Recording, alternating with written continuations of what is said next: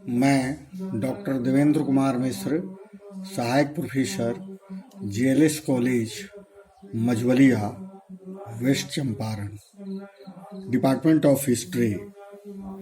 मुस्लिम आक्रमण के समय उत्तर भारत की राजनीतिक दशा कैसी थी, इन सब बातों पर आज आप लोगों से हम चर्चा करेंगे। यह शास्त्रीय प्रथम खंड के बच्चों के लिए कारगर है। सम्राट हर्षवर्धन उस समय उसके मृत्यु के बाद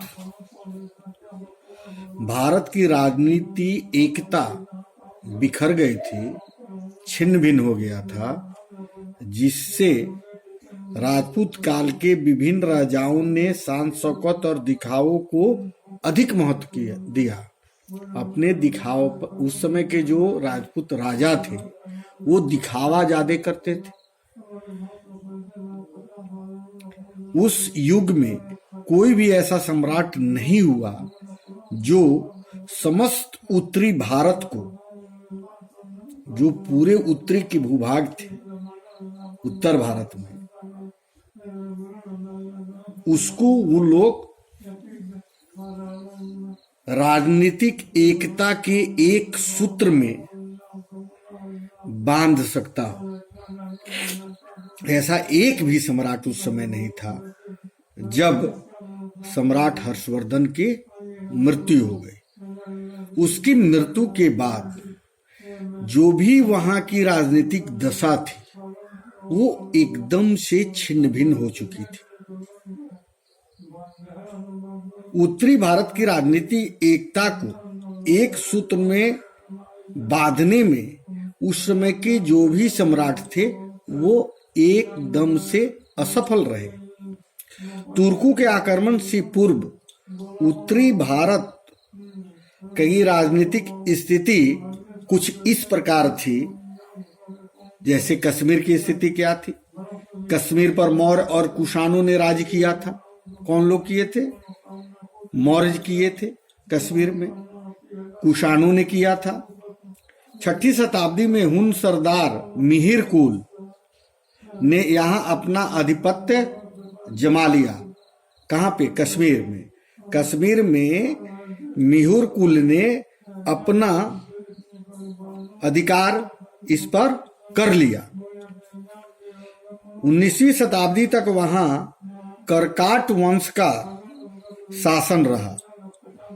उसके बाद वहां उत्पन्न वंश का शासन स्थापित हो गया। इस वंश में अवंती वर्मन और शंकर वर्मन नामक दो महान शासक हुए। सन 1339 ईस्वी के लगभग शाहमीर नामक एक स्थानीय मुसलमान ने कश्मीर में अपना शासन स्थापित कर लिया। कब? 1339 ईस्वी में। वहां पर शाहमीर नामक एक स्थानीय मुसलमान जो था उसका वर्चस्व, उसका शासन कश्मीर पर हो गया। नेपाल में 7वीं शताब्दी में नेपाल तिब्बत राज्य के अंतर्गत ही हो गया। कब? 7वीं शताब्दी में। परंतु उसके बाद 8वीं शताब्दी में पुनः स्वतंत्र हो गया। 7वीं शताब्दी में वो तिब्बत राज्य के अधीन आ गया कश्मीर। लेकिन जब 8वीं शताब्दी के प्रारंभ हुई उस समय वह फिर से पूर्ण रूप से स्वतंत्र हो गया। हर्ष के समय में यह अंशुवर्धन के अधीन था। हर्षवर्धन के समय में यह जो क्षेत्र था वह अंशुवर्धन के अधीन था। सन 479 ईस्वी में यहाँ पर एक नए राजवंश की स्थापना हुई जिसका राज काफी समय तक रहा।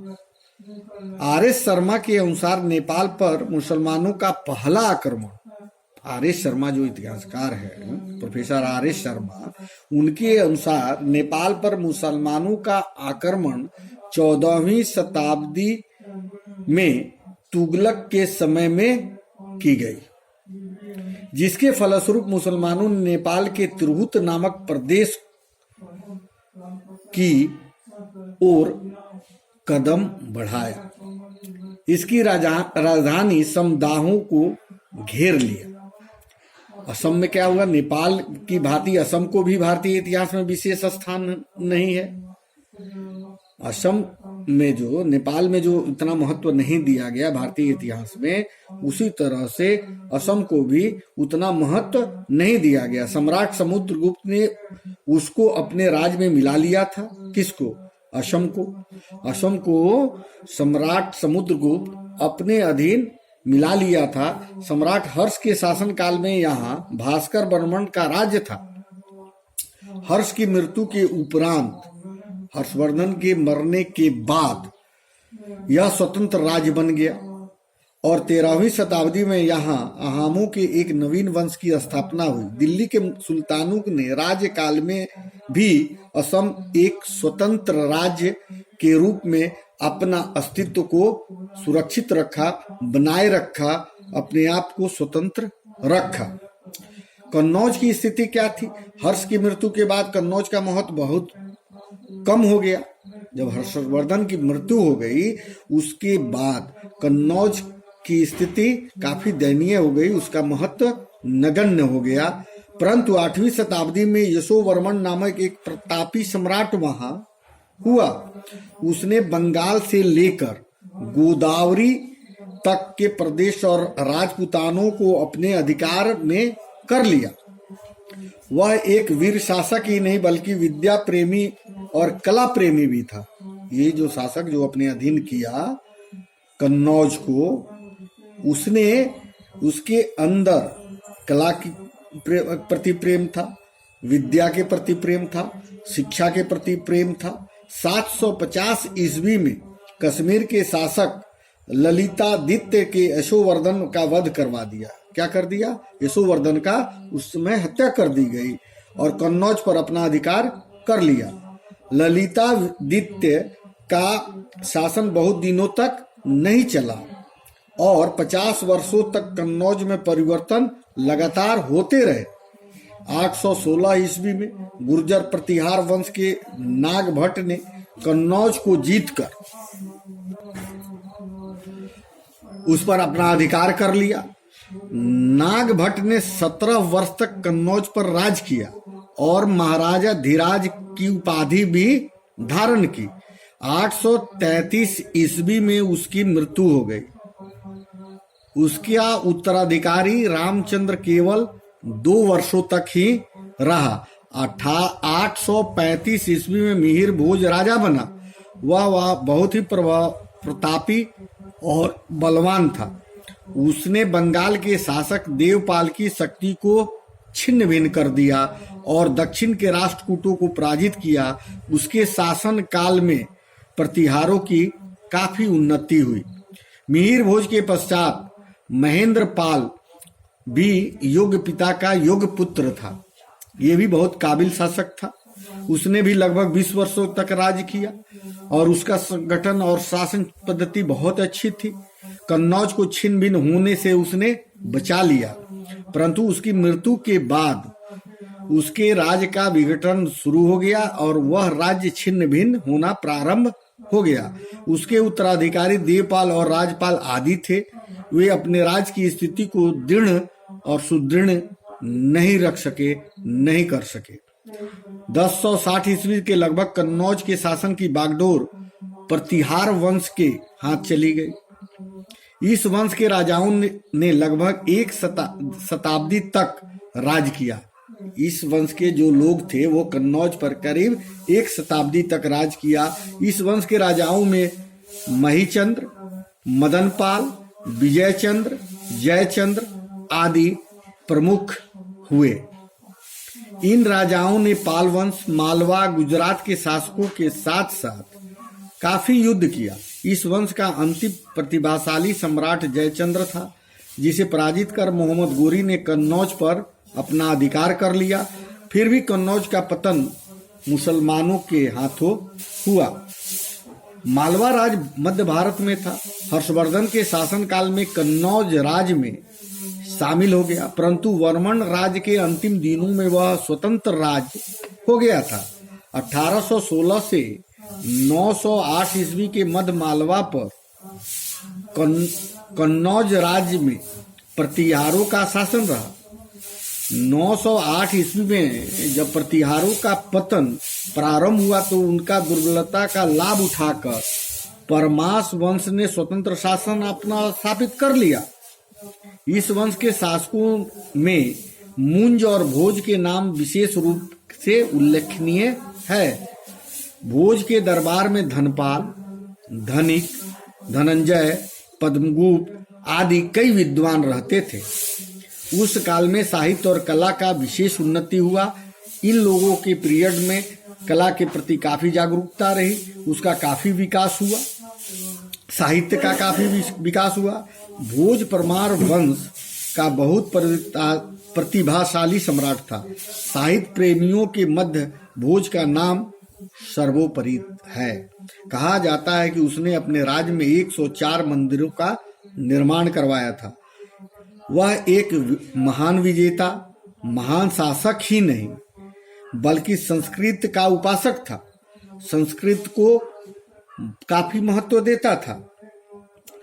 डॉक्टर DS गांगुली ने उसके कार्यों की चर्चा करते हुए उसे मध्य भारत के सर्वोत्तम राजाओं के बीच स्थान दिया है।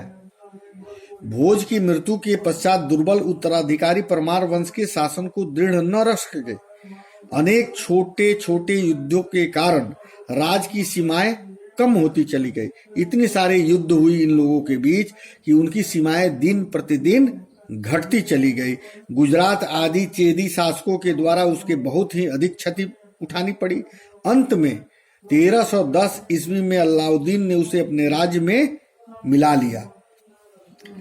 8वीं शताब्दी में गुजरात भी कन्नौज साम्राज्य में सम्मिलित था। 10वीं शताब्दी के मध्य जब प्रतिहारों का राष्ट्रकूटों के शक्ति छिन्न हो गई तो सोलंकी वर्ग के शासी युवक मूलराज ने गुजरात पर अपना अधिकार कर लिया। मूलराज बहुत ही वीर और महत्वाकांक्षी था। कहा जाता है कि उसने अपने समकालीन राजपूत राजाओं के साथ ही एक बार मोहम्मद गोरी को भी पराजित किया था।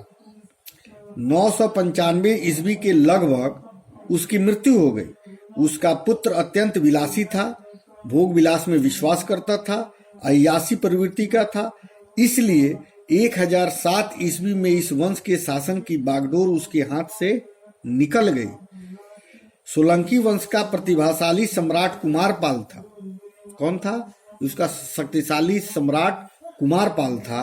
वह बहुत वीर, साहसी, कला तथा साहित्य का प्रेमी था। उसकी मृत्यु के पश्चात गुजरात की दशा दिन प्रतिदिन खराब होती चली गई और उसकी बाद गुजरात में बघेल वंश के शासन की स्थापना हुई। अंतिम सम्राट कर्णदेव को पराजित करके अलाउद्दीन ने सेनापति ने गुजरात पर अपना अधिकार कर लिया। अजमेर सांबर राज्य का एक भाग था। अजमेर क्या था? सांबर राज्य का एक भाग था।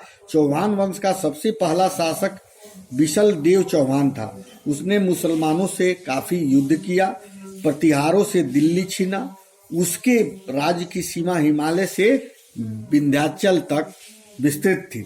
चौहान वंश का सबसे प्रतिभाशाली सम्राट पृथ्वीराज था।